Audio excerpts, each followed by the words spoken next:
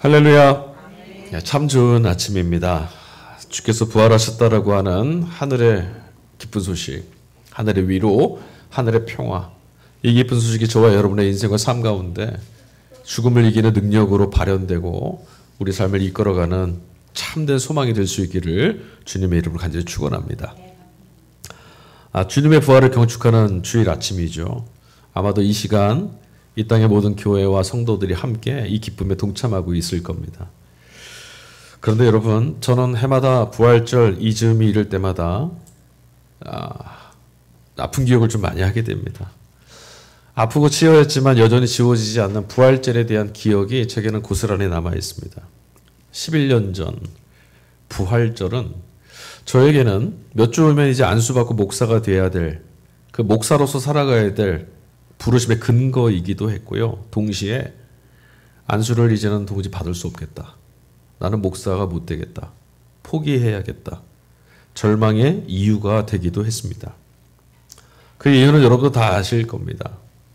11년 전 생태 같은 자녀들이 바다에 수장대에 가고 있는 모습을 손 놓고 바라봐야만 했던 어미들의 피눈물이 흐르고 있던 그때 하나님의 아들이 다시 사셨습니다 라고 하는 이야기를 전할 만큼 제가 용기도 없었고 그럴 만큼 뻔뻔할 수도 없었습니다.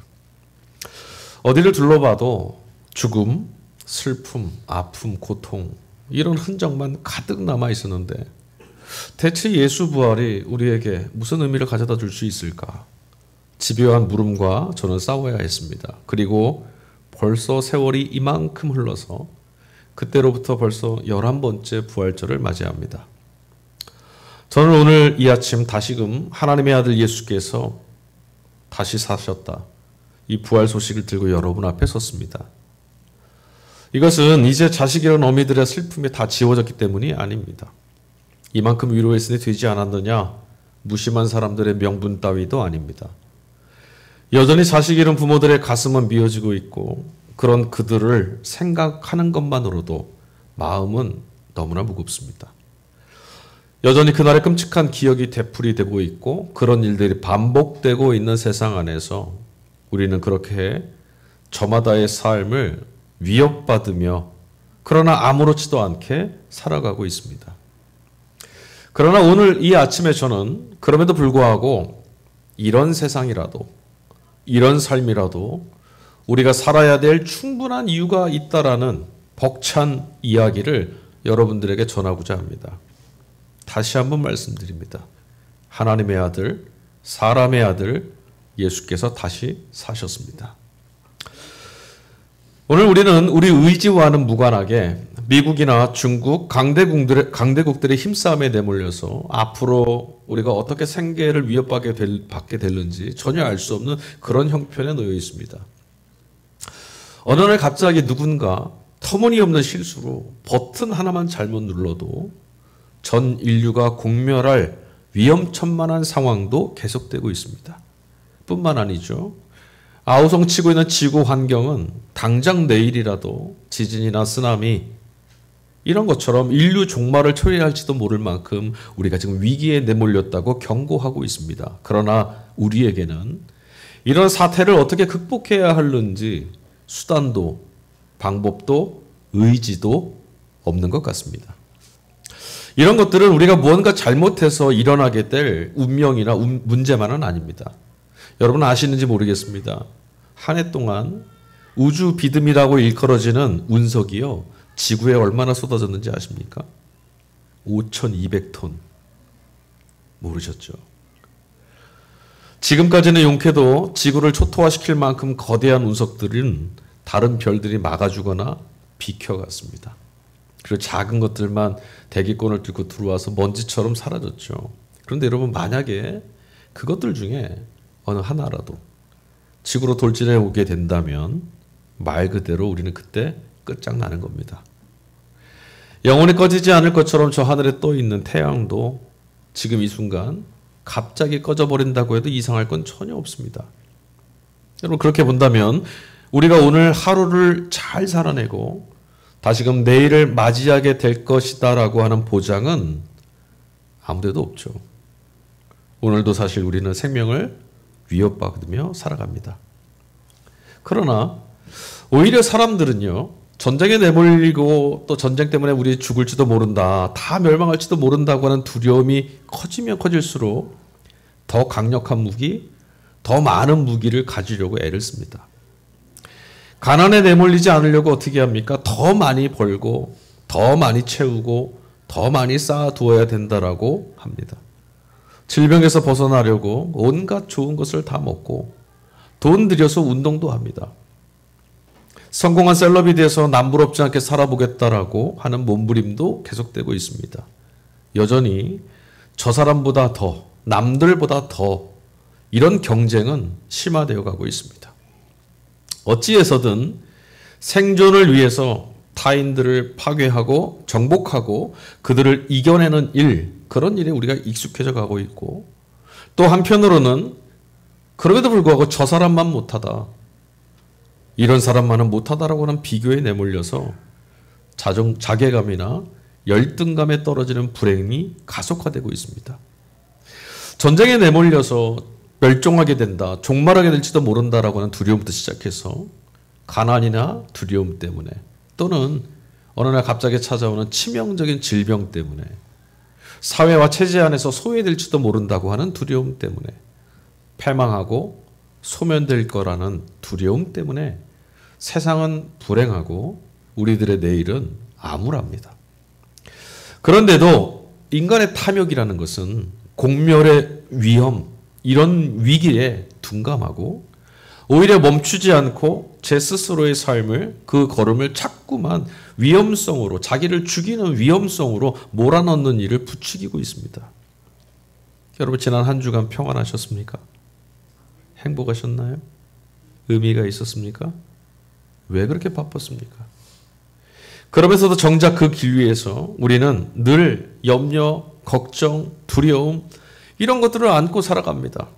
우리의 지난 일주일간의 삶을 돌아보면 아마 매일 감사하지는 못하였어도 매일 염려하고 걱정하고 또는 두려워했을 겁니다. 그렇게 사는 것 외에는 다른 길을 걸어가 본 적이 없고, 그렇게 사는 것 말고 다른 길을 어떻게 살아야 되는지 알지 못하니 도무지 멈출 수가 없는 거죠. 지금껏 여러분 사람들은요, 끊임없이 말해왔습니다. 더 나은 사회, 더 좋은 세상 만들어 가자고. 그러나 정작 그 누구도 그런 세상을 보았다, 나는 그런 세상을 만났다, 나는 그런 세상을 살고 있다 말하는 사람은 없으니 참으로 이상한 일 아니겠습니까? 이전보다 더 화려한 무엇인가가 있고, 이전보다 더 놀라운 무엇인가가 있을 뿐만 아니라 이전보다 더 편한 무엇인가가 넘쳐나고 있습니다. 어제 뉴스를 보니까 마라톤 대회가 열렸는데 이제 사람들이 뛰지 않고 로봇들이 뛰고 있더라고요.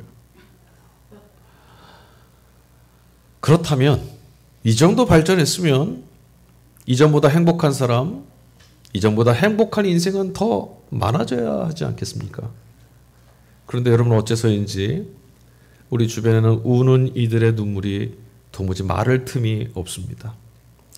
여전히 어떤 이들은 배고프고요, 어떤 이들은 고통을 강요받고 있고, 또 우리는 그저 평범하게 하루하루 별일 없이 무탈하게 살고자 하는 그 작은 소망조차도 위협받는 삶을 살고 있습니다. 그러고 보면 사람들이 말해왔던 이상세계라는 뜻의 유토피아, 그 뜻이 애당초에 그런 세상은 없다라는 말이라는 것은 꽤나 놀라운 통찰이라고 볼 수 있겠습니다.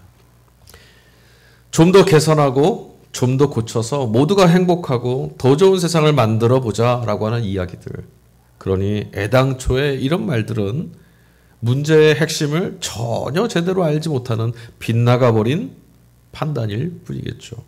그리고 우리는 그런 이야기들, 우매한 선동에 이끌려 살아왔습니다. 거짓된 망상에 사로잡혀서 헛된 수고, 우리가 지나온 시간들 모두가 헛된 수고에 내몰리고 말았다는 말씀입니다. 신화에 보면 신들의 노여움을 받고 거대한 돌덩이를 산끝까지 밀어 올려야 되는, 그러나 다 올리고 보면 다시 산 아래로 굴러 떨어지고 다시금 산 위로 또 돌을 짊어진 채 올라가야 되는 시지푸스라고 하는 인물이 있습니다. 화면 한번 넘겨봐요. PPT 화면 한번 넘겨주세요. PPT 화면 한 장만 넘겨봐요.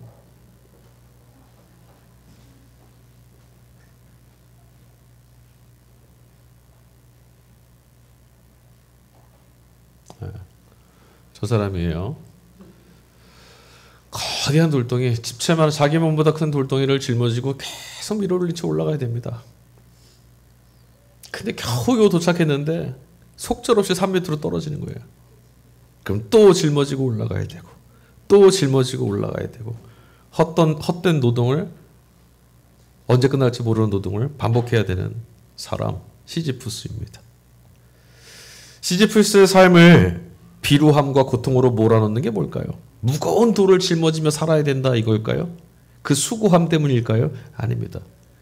아무리 애를 쓰고 기를 써도 산 위까지 올라가도 결국은 다시금 본래 모습으로 돌아와야 된다. 내가 이전까지 했던 모든 것이 헛되다. 그 헛됨 때문인 거죠. 여러분 아시잖아요.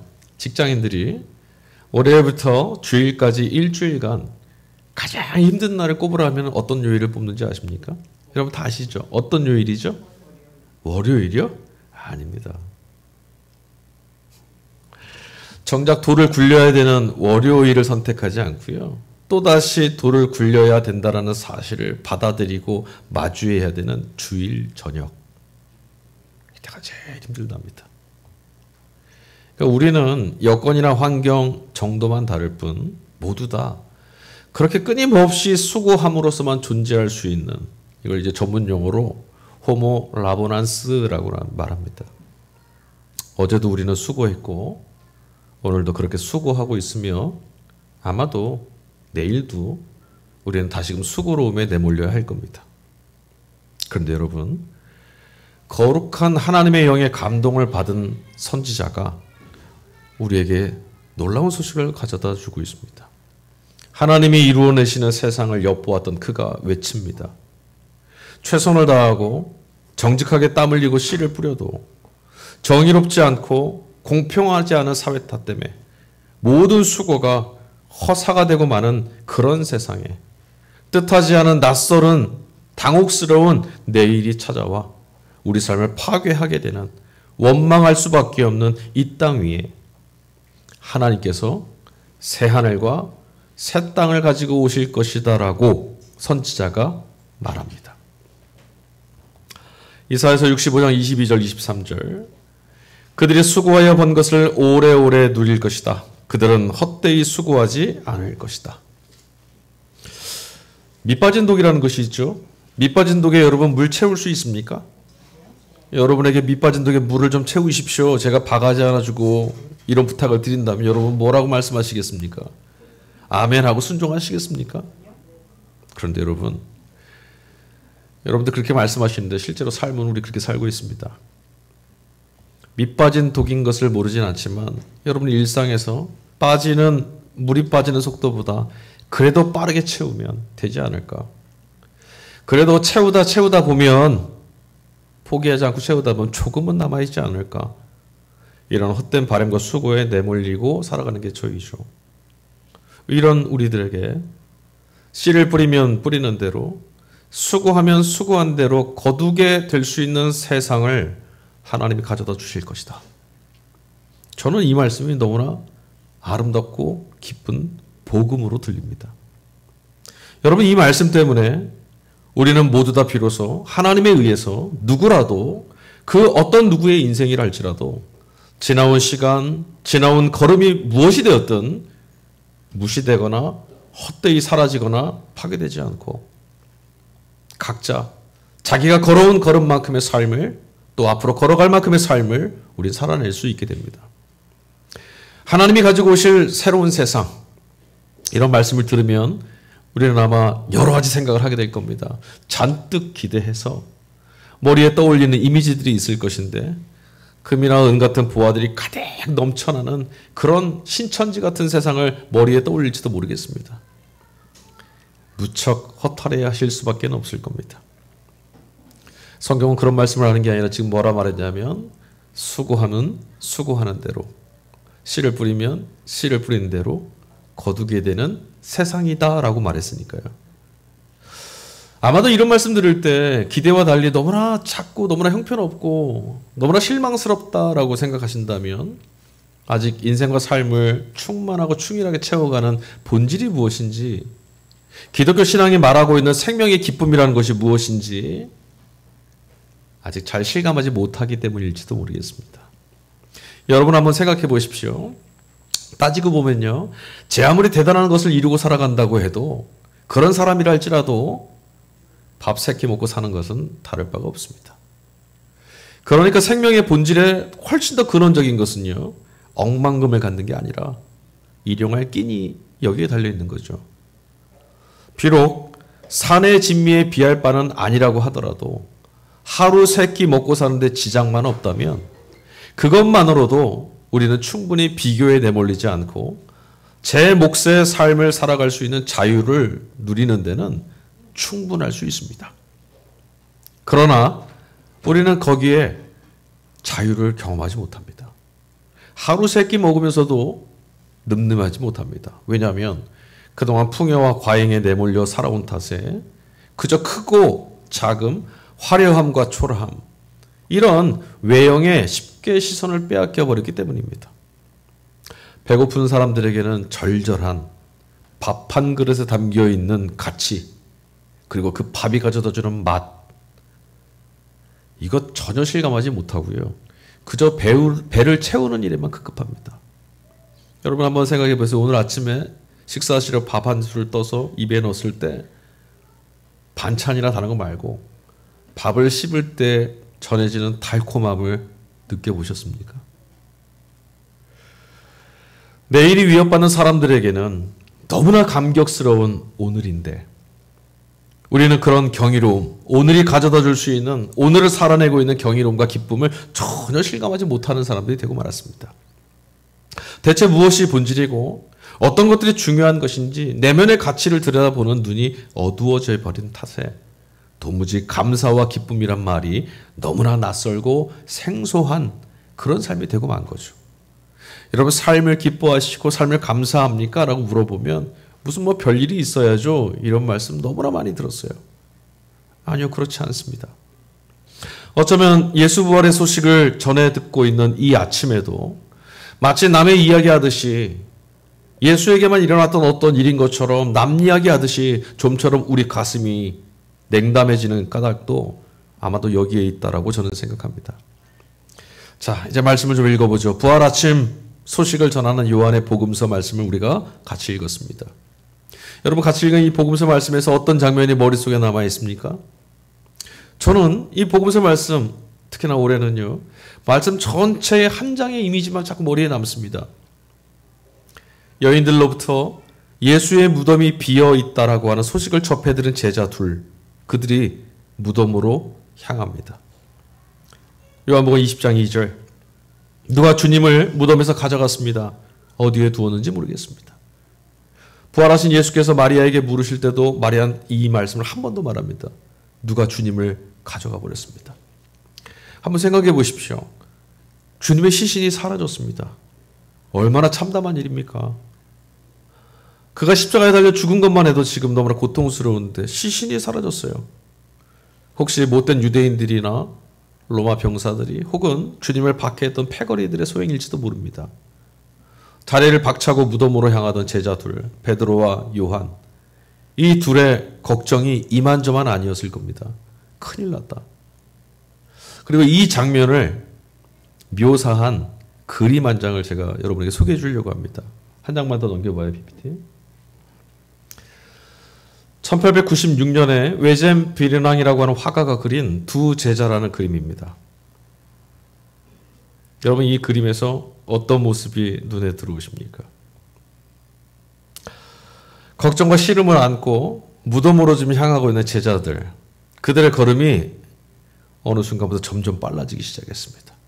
그리고 저들의 표정에 알 수 없는 불안, 다급함, 당혹스러움 지금 가득해 보이죠. 하지만 화가는 제자들이 걸음을 재촉한 까닭이 그것 때문만은 아니라고 이야기하고 싶었습니다. 그림을 한번 보시면 마치 앞에 무슨 단락이 하나가 잘려나간 것 같지 않습니까? 정상적인 그림 배치라면 앞에 뭔가 있을 것 같고 그걸 바라보면서 달려가는 것처럼 보여요. 그런데 화가는 앞을 툭 잘라냈습니다. 그리고 인물들을 과도하게 크게 그리고 그것도 왼편으로 기울어서 뭔가를 향해 뛰쳐나가는 것처럼 이렇게 배치했습니다. 그렇게 함으로써 지금 그들이 무엇을 보고 있는지, 어디를 향해 달려가는지, 또 무엇이 그 앞을 기다리고 있을런지 도무지 우리가 가늠할 수 없도록 답답한 구도로 배치가 되어 있는 그림입니다. 그런데 작가는요, 이 잘려나간 것처럼 보이는 도대체 뭐가 있는 거야? 라고 물을 수밖에 없는 이 답답한 그림 속에서 그 앞에 저들을 기다리고 있는 사건의 정체를 저들의 얼굴 표정, 저들의 모습 속에서 우리에게 이미 보여주고 있습니다. 자, 한번 주의 깊게 작품을 좀 보시겠어요? 저 두 제자의 눈을 한번 가만히 들여다보십시오. 맞잡고 있는 두 손을 한번 보십시오. 벅차오르기 시작한 가슴을 만지고 있는 손은 어떻습니까? 정말 이들이 지금 불안과 염려, 두려움에 사로잡혀서 무섭고 걱정에 내몰린 그런 걸음만 걷고 있습니까? 왠지 모를 기대감으로 뛰기 시작하는 벅찬 호흡, 놀라움으로 상기되어져가는 얼굴, 기도하는 것처럼 맞잡고 있는 두 손까지. 비록 지금 이들은 눈으로 보고 있진 않지만 이미 죽은 자가 다시 살아난 사건을 마음으로 보고 있는 것처럼, 아, 주님이 사셨나 봐. 아, 하나님이 놀라운 일을 이루신 것 같아. 혹시 그런 것 아닐까? 주님이 살아계실 때 우리에게 말씀하신 그대로 우리가 전혀 예측하지 못하고 전혀 받아들일 수 없는 일들이 하나님에 의해서 정말 일어난 건 아닐까? 여러분, 우리 중에 누구라도 예수님의 부활을 담아냈던 것이 어떤 몸인지, 또 어떤 방식으로 죽은 자가 다시 살 수 있는 것인지를 알 수 있는 사람은 없습니다.